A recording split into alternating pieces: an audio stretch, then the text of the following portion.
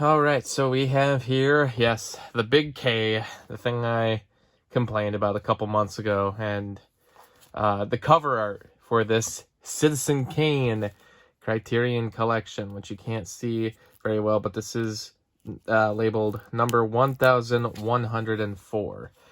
And I'm just going to do an unboxing of it.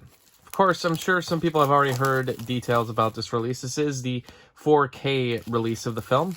I tried to get this at the Barnes & Noble half-off sale, since this was released this month, but as a lot of people probably already have heard, there was some issues with disc 1 of the regular Blu-ray.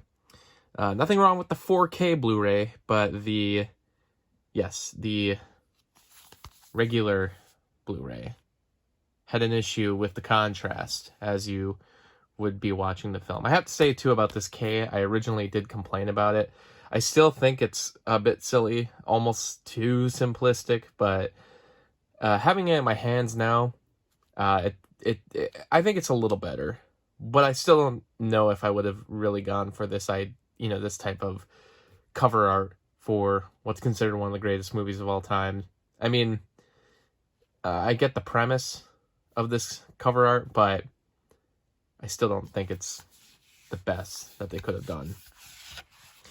I couldn't get this at the half-off sale because there's a problem with disc 1, so they weren't selling them anymore. But you can still get the 4K version of the film on the website, and as well, you can get it on Amazon. So I did end up purchasing it from Amazon.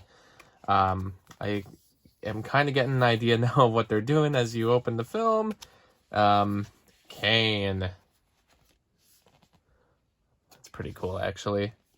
However, I do have to point out, if this is the way that they're going to do the film, where it's a bunch of flaps that open this way, I complained about this on the Guillermo del Toro set that they released.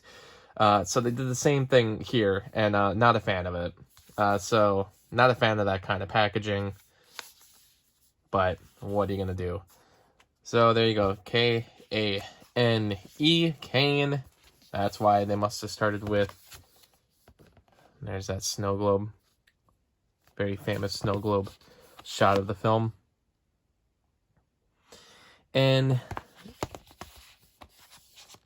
well, whatever. I mean, it's so cool that Citizen Kane is getting the Criterion edition. You know, once again, they did have a Laserdisc of Citizen Kane way back in the day.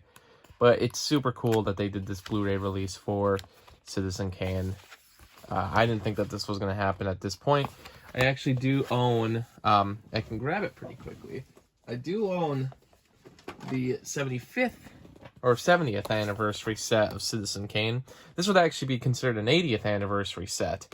This is how old the film is now, and that's how old this Blu-ray is. This is a 10-year-old Blu-ray set I have here of the 70th anniversary.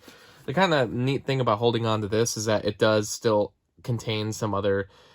the additional documentary, The Battle Over Citizen Kane, and RKO 281, which is an original film, which is about the making of Citizen Kane. I'm not quite sure if... Oh boy, these flaps are going to get... This is going to be annoying to figure out every time. Of course, I don't know if... the Battle for Citizen Kane is available on here, and just looking over everything really quick, it doesn't look like it is. So, it's definitely still going to be worth holding on to the other edition of the film that was released 10 years ago by Warner. But this is still exquisite. And this is, right here would be the 4K disc. Yeah. And I gotta say, another problem with this kind of packaging is that you end up having to slide everything out, and it never feels safe.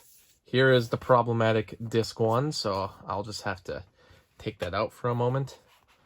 And then disc 2, and it does say on the side everything, Blu-ray disc 2, even though the disc kind of covers up the wording on the side. And then disc 3.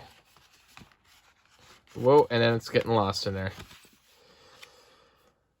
Another reason to not really like this packaging is that it starts all flop in there.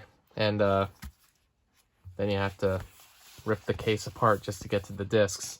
And then some of the glue that holds the case together will, like, the disc will get caught in the glue. I've heard that happen. I heard it happen to the Godzilla set that Criterion released. A lot of discs were sliding. Mine never did, but I've heard it's happened to some other folks out there. So it's really unfortunate. It's really too bad. I kind of would hope Criterion would maybe find a better way to... God, this is tough to get on. My God. There we go. Jesus.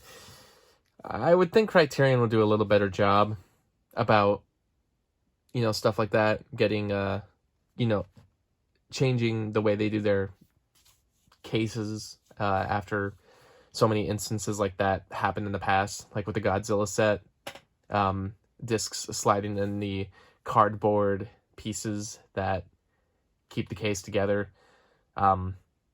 But then they continue to make cases like this. I mean, the classic jewel case is the thing to go for. I mean, I don't know why Criterion doesn't continue to do it, and they instead make these fancy box sets, and then they got to make all these random flaps. And sure, it can be fun, but it's like, I did a video about just bad Blu-ray packaging, and I'm like, yeah, it's not supposed to be a puzzle. It's not supposed to be a game. It's supposed to be, you know, just give me the movie. And if you want to do some nice packaging, do it, but don't, you know, make it a whole project. Well, I'm gonna have to destroy this, send it in, and get my replacement disc. But that was my unboxing of Orson Welles' Citizen Kane.